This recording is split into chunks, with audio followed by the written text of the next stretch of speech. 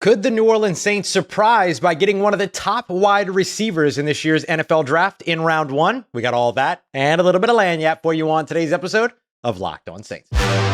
You are Locked On Saints, your daily New Orleans Saints podcast. Part of the Locked On Podcast Network, your team every day.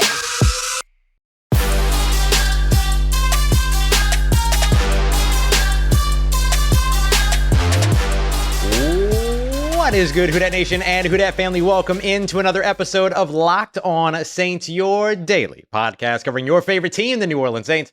Part of the Locked On Podcast Network, your team every day. Thanks so much as always. Make Locked On Saints your first listen of the day every day. Don't forget to subscribe and follow for free wherever you get your podcasts, whether that's on YouTube or wherever you do get them. That way you don't miss the newest episodes uploaded for you every single Monday through Friday. I am your host, Ross Jackson, at Ross Jackson Nola on Twitter, your New Orleans Saints expert. Credential member of the media, CrescentCitySports.com, USA Today's Saints Wire, Tuesdays on Locked On NFL, and here with you every single Monday through Friday on Locked On Saints. And on today's episode of Locked On Saints, it's Friday, so we're getting into another busy week of In Case You Missed It. We'll get you all caught up with everything you need to know from around the New Orleans Saints from this week. Could the New Orleans Saints be done spending money in free agency ahead of the NFL draft? Not so fast, I'll tell you why.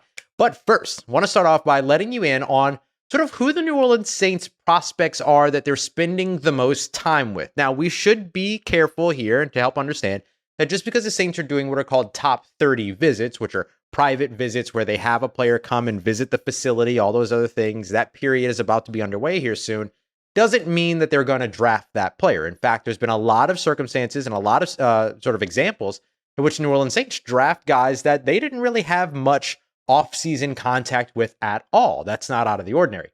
But when it comes to the Saints, there are some interesting prospects that they have been linked to in terms of wanting more time with. And I want to start off with one that would be maybe a little bit of a surprise to the rest of the NFL world, but might not surprise you as somebody that understands very well how the New Orleans Saints like to operate, especially as of late.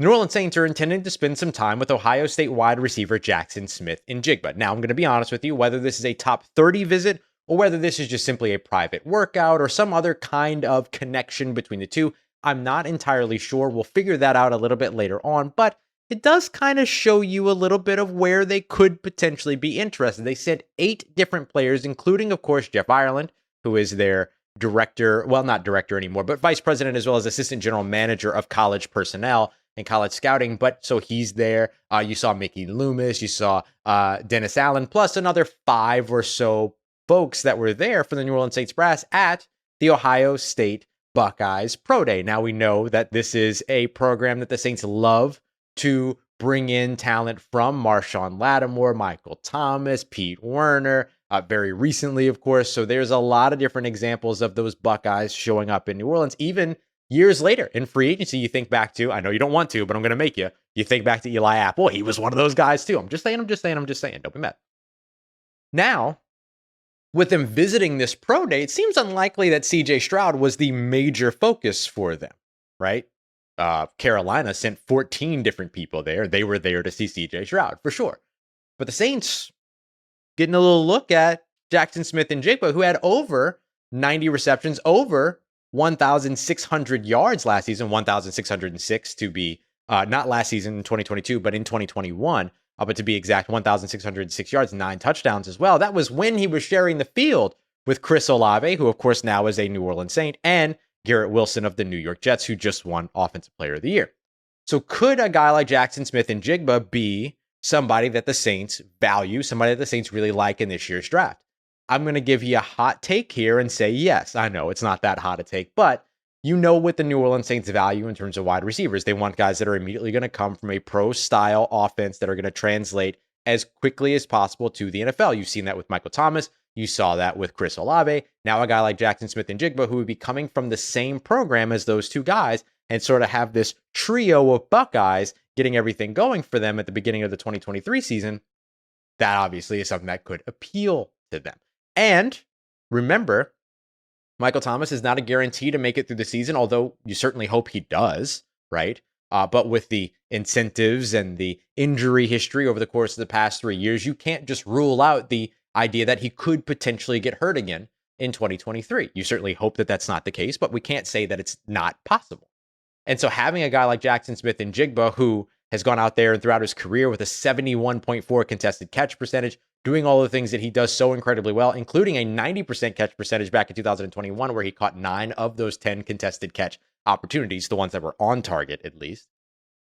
He also gives you a future beyond Michael Thomas with Chris Olave, with Rashid Shaheed. Now, the tricky part would be that while you have a healthy Michael Thomas, how do you make sure you're still getting Rashid Shaheed on the field doing more than just gadget things, right? Because you want to do that. You want to make sure you're getting Rashid Shaheed the ball. You saw how spectacular he was for New Orleans last year.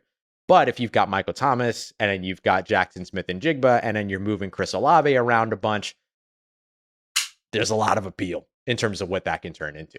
So I wouldn't rule this out as something to where the Saints are just looking at top prospects. They always do, right? They always take the time to visit with top prospects. We saw that they spent some time with Will Anderson, the premier edge rusher in this year's class, while at the Alabama Pro Day. Does that mean that they're going to move up to the top 5 to draft him? No, but just a couple of years ago, they were willing to move into the top 10 to draft a J.C. Horn, for instance, or Patrick Surtain, for instance. So can we call it an impossibility? No. Can we call it unlikely? Absolutely.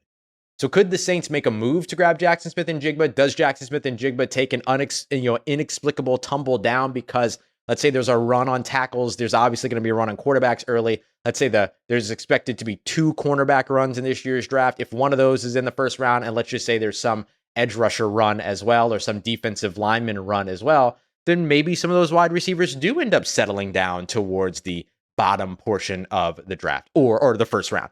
Or do the Saints just move up and go and get the guy that they want? Because that's what they did last year when it came to Chris Olave. They said he's the guy that we can't leave the draft without, and so they made sure that they didn't. So lots of different ways that Jaxon Smith-Njigba could become a New Orleans Saint, but because the Saints have spent so much time addressing their needs over the course of free agency, they now have the sort of looseness that they might need to be able to go and get a guy that they really like at a position like wide receiver, which again would shock a lot of people, but not you, because you know what's going on. A couple of other top 30 visits to keep an eye out on. Myles Murphy, the Clemson edge rusher. He's expected to be a first-round pick. Came in with a fantastic, repertoire of pass rush moves, all those other things. Really, really athletic player. They're also expected to meet with left tackle Jalen Duncan out of Maryland. He comes in with a 9.42 RAS score. We know the Saints don't necessarily use RAS scores. They have their own metric, but the two kind of balance out a little bit, I guess you can say. He's projected to be in rounds 2 and 3. Carl Brooks out of Bowling Green, the versatile defensive lineman, comes in with a 93 Pro Football Focus grade, played 670 snaps last year, rounds 3 or 4, kind of where you're looking at him, kind of in that late day 2, early day 3 area. They are also set to meet with Purdue cornerback Corey Trice, who's going to be a later round pick, hyper athletic guy, and Dwayne McBride, the running back out of Alabama, Birmingham. And as the Saints brought in a guy like Jamal Williams, maybe running and grabbing a running back early on in days 1 and 2, maybe isn't necessarily what they're looking to do anymore. So a guy like Dwayne McBride at the very, very top of day 3 for the Saints, at least, could be a possibility for them. A couple of other players to keep an eye out on as well. Saints are expected to see Tajay Spears at the local pro day. I believe that's April 7th. And then they're also expected to spend a little bit of time with Minnesota cornerback Jordan Howden as well. Jordan Howden, somebody that tested really, really well in terms of his pro day, all that. He's got an athletic score of 8.8, but comes in with a 39.5-inch vert, 4.49 speed, 5'11", 203 pounds, built, plays a lot of slot corner as well. So a spot that the New Orleans Saints could continue to invest in over the course of the offseason. So those are just some of the players that they're connected to, and we'll see how those connections all pan out towards, we're almost there. We're almost a month away from the NFL draft. That's going to be a ton of fun. Now, with there only being around a month left before the NFL draft, the New Orleans Saints have about 66, 67 players on their roster. Does that mean that they're done until the draft? Not necessarily, and I'll tell you why, because there's a little sneaky mechanism in the CBA that the New Orleans Saints used a ton last year, and you should expect them to use again this year. We got that coming up for you as we continue on with today's episode of Locked On Saints. And today's episode of Locked On Saints brought to you by our friends over at FanDuel, America's #1 sportsbook, and the place that you should be going for all of your women's, men's, NCAA tournament, your NBA season. You can get ahead on some future odds for the NFL as well. The Saints still the favorites when it comes to the NFC South at the moment. They're up there in terms of the NFC as a conference as a whole as well. So there's a ton for you to check out there that you can get in on. And if you like betting on the basketball games, one thing that's really fun is like, yeah, you can do the money line, the point scores, the threes drained, all as individual bets, but you can also lump all of them together for the potential of an even bigger payout with same game parlays. Those are always a ton of fun as well. I'm usually messing around with those and trying to see what I might be able to pull off there. Although my NBA knowledge is probably not something I should be betting with. So you're smarter than me. You can go and check it out. And since you're smarter than me, let me tell you this too. If you're a first-time customer or user of FanDuel, you're going to get a no-sweat first bet of up to $1,000. It's bonus bets that comes back to you if you don't win, meaning that there's no losing with your first bet over at FanDuel. So if you want to check that out, it's FanDuel.com/locked-on. That'll make sure you get that no-sweat first bet of up to $1,000 in bonus bets. Once again, that is FanDuel.com/locked-on to learn more. Make every moment more with FanDuel, an official sports betting partner of the NBA. All right, family, continuing on with today's episode of Locked On Saints, part of Locked On Podcast Network, your team every day. Are the New Orleans Saints done in free agency in terms of signings, re-signings, things like that, until we get to the NFL draft? Let me pump the brakes on that expectation for you for just a little while and tell you why I don't think that's the case. Appreciate you as always making Locked On Saints your first listen of the day every day. Don't forget, we have the subtext group as well. Join subtext.com/lockedonsaints so you can click the link in the description where you're watching or where you are listening to get in that one-on-one text exchange, some insider stuff, some good stuff that we can have some conversations about there as well. All right. Are the New Orleans Saints done in free agency? I keep getting asked this question a little bit, and I think, or not a little bit, actually pretty often. And I think the reason why this question is coming up is kind of twofold, right? There's two different elements to this. The first of which is that the Saints sit right now with about 66 or 67 players on the roster, depending upon how you treat some of the IR guys and things like that, guys that carried over from last season, Smoke Monday, DeMarco Jackson, stuff like that. So if you look at sort of that count, that leaves 23 spots left on the roster at the least, right? Let's say 67 on the roster currently. So the Saints have 8 selections currently in the NFL draft: first round, second round, third round, fourth round. Then they have 2 fifth-round picks and 2 seventh-round picks. So that only leaves about 15 spots or so, or 15 spots exactly, because Ross can do math. See, I do sports. I don't do math, okay? I do all these calculations before I start recording, okay? I'm not trying to do this off the top of the dome. But you get 15 spots there, and the Saints are usually pretty active in undrafted free agency, right? So that's the other piece, right? That's kind of the first piece of it, is that you look at the number of rostered players they have currently, the number of draft picks that they have, and how active they usually are in undrafted free agency. The other thing that you look at is compensatory free agency. So on Wednesday, we broke down what it takes in order to, like, what the formula for a compensatory pick is. Just as a quick recap for that, it's 3 different sets of criteria, and then depending upon how how many points get assigned to a player, an upper percentage gets third-round picks, a second percentage gets fourth-round picks, so on and so forth. And that's how teams qualify for players on expiring contracts to earn compensatory picks a year from now based upon the level of player that they use, the level of contract that they sign, where they go, all those things. So for New Orleans,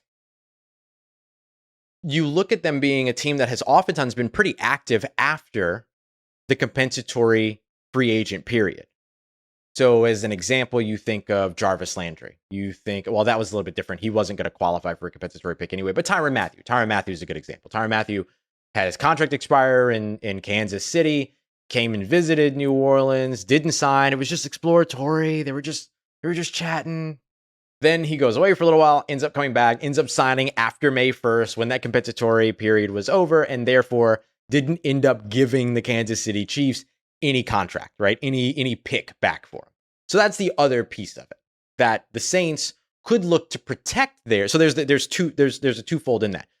Tyrann Mathieu avoided giving Kansas City any type of compensation in a future draft because he signed with another team, but also didn't jeopardize a compensatory pick for the Saints because when they signed him, it didn't counteract a comp pick that they might have been in line for. Now, Andy Dalton and a couple of other signings did, so that ended up wiping all of them away anyway. But just in terms of looking at where the Saints are now, they're in line for 2 fourth-round picks and a potential 6th-round pick when it comes to compensatory picks next year in the 2024 draft because of free agents that they lost this year, including Marcus Davenport, David Onyemata, and I believe the other one is still Caden Ellis, if I remember right.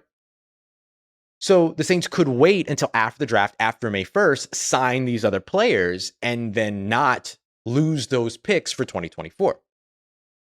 But there's another thing to consider here, because the Saints can sign players without it still impacting their compensatory pick formula, because they can still sign players on veteran deals. And because of the way the NFL works, and thanks to some, I like to use the word massaging, that they did to the CBA and all these other agreements in past years, there's something called the veteran minimum salary benefit. And so what the veteran minimum salary benefit is that when a player signs a 1-year deal with a new team and they're coming in on a qualifying 1-year veteran minimum contract, which can be all the way up to $1.165 million, instead of them counting that high against the salary cap, what they actually end up doing is counting only as a year 2 player. The longer that you've been in the league, the higher your veteran minimum becomes. You're vesting, basically. So what the Saints could do is bring in somebody that's been in the league for 7 years, and they could sign them to a $1.165 million deal, give them a $152.5 million signing bonus as part of the qualifier in order to get the benefit. And then instead of that player counting against the salary cap for all of that, they count for $940,000 and that $152.5 million signing bonus. So what that means is that instead of counting for all that, they count for $1.09 million. The reason why that's important is because during the offseason, only the top 51 salaries count against your salary cap. So every time that you sign a player for $1.09 million in terms of what their cap hit is, it's pushing somebody else out of the top 51. So right now, the last player above the top 51 cutoff on the over the cap calculator, for instance, is Rashid Shaheed, who sits at $870 million. $870 million. Good for him. $870,000. So what happens is that you sign a player, they come in at just over $1 million, but then they push somebody out of that top 51. So you can take that $1.09 million and you could subtract the $870,000 that ends up pushing out, and that player only adds, in terms of the difference between having that person and not having that person, $222 million. $222,000. I am so sorry. $222,000. So there's nothing stopping the Saints from still going out there and starting to fill up the roster. The trick is getting players that are willing to take vet minimum 1-year deals to get that qualifying salary benefit, start pushing some of those players out, things like that. So that's why I don't think the Saints are necessarily done when it comes to bringing in more players, even though they don't have a ton of roster room left between what they would plan to fill out with the draft and plan to fill out with undrafted free agency. And then they can still bring in guys in the non-compensatory period, right? After May 1. So think about a guy like Johnathan Ngakoue, who may not be interested in signing anywhere until after they know that they're going to have a role with the team, so that they don't sign with the team and then immediately have that position drafted and then they lose that spot. He could instead wait until after May 1 and sign with a team like, who knows, the New Orleans Saints for more than that vet minimum, because it won't matter, right? They can still adjust everything they need to with his first year hit. He'll still push somebody out of the top 51, but compensatory picks won't matter at that point. So are the Saints done signing players now up until the NFL draft? No, they're certainly still looking at bringing players back. We saw that an example again on Thursday where they brought back cornerback and special teams ace Isaac Yiadom.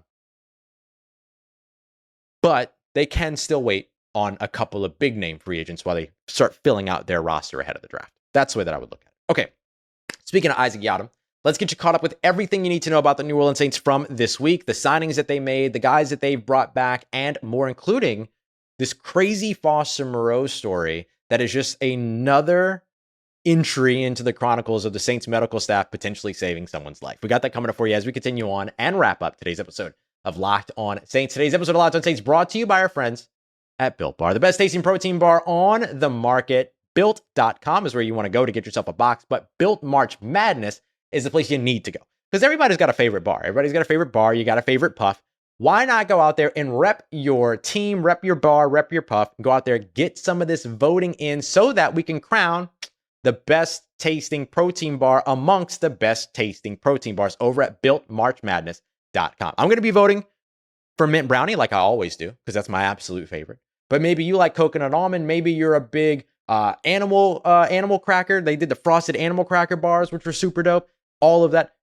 Go vote. Go vote. You can vote every single day in March if you want to. So go support your team, go support your bar, go support your puff over at BuiltMarchMadness.com. Don't forget to grab yourself a box of Built while you're there as well, because you got to try these if you haven't already. You're going to love them. Built.com, BuiltMarchMadness.com. It's Built Bar, best tasting protein bar you're going to find. Let's get it, Who Dat Nation, and wrap it up today's episode of Locked On Saints, part of Locked On Podcast Network, your team every day with our Friday installment. In case you missed it, this is an opportunity to make sure that I do everything that I can to keep you all caught up on everything going on with the New Orleans Saints all throughout the week. So let's get caught up. In case you missed it, the New Orleans Saints signed a grip of defensive backs. So they started with Ugo Amadi all the way back when. They also went back and signed like Troy Pride a while ago, all that. But this past week, they brought in, let's call him defensive back Lonnie Johnson Jr. He has that versatility of a guy that can maybe play a couple of different roles for you, kind of like a PJ Williams, but a little bit younger, hyper athletic. One of those guys that, like, if the ball is close to him, he'll be able to make a play on it. All that can play away from the line of scrimmage, can play in the slot, can do a whole bunch for you, and can play in the box, like whatever it is that you need him to do. So they brought him in. They also added Johnathan Abram. You want to talk about a box safety? Johnathan Abram, former Las Vegas Raider, said that Derek Carr was a big big part of recruiting him to come to New Orleans. Former first-round selection, again, heat-seeking missile, really fantastic in the box, good click and close kind of defender, read and react, makes good plays, good reads in the run game, things like that. A little bit hectic, a little bit aggressive, you know what I'm saying? And so you remember back to that Saints game a few years ago where he ran into the TV card, had a scary collision there, stuff like that. So you kind of want to rein that in a little bit, but very, very, very talented player. And then they also, just on Thursday, brought back cornerback Isaac Yiadom. Now, Isaac Yiadom is somebody that you probably, know from special teams more than you know from defense and everything, and very likely that would be his role going forward. But he was a revelation for the New Orleans Saints at gunner. Because if you remember, throughout a lot of the season, opposite JT Gray, their most efficient gunner was Kevin White. Then, toward the last 6 games of the season, they bring in Isaac Yiadom. He plays about 51 snaps in either kick return coverage or punt return coverage, comes up with 2 tackles, was in on a couple more as well.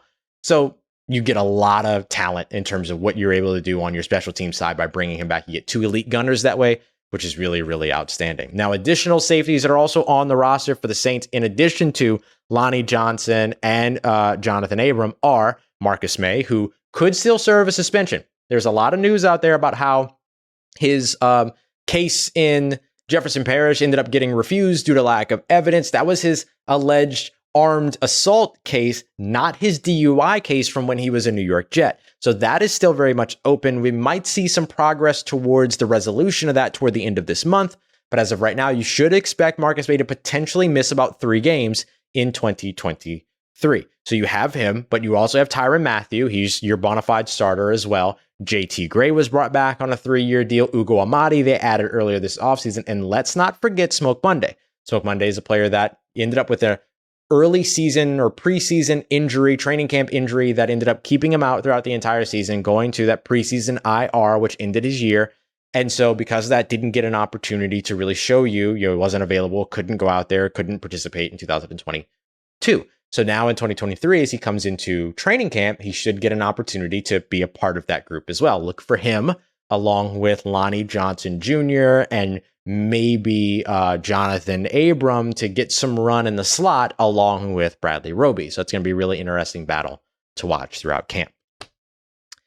In case you missed it, New Orleans Saints also brought back defensive tackle Malcolm Roach. This was a big deal for New Orleans, who had already started to address their defensive tackle losses over the course of the offseason by bringing back, I almost say Kentavious Street, by bringing in Colin Saunders, but also bringing in Nathan Shepard.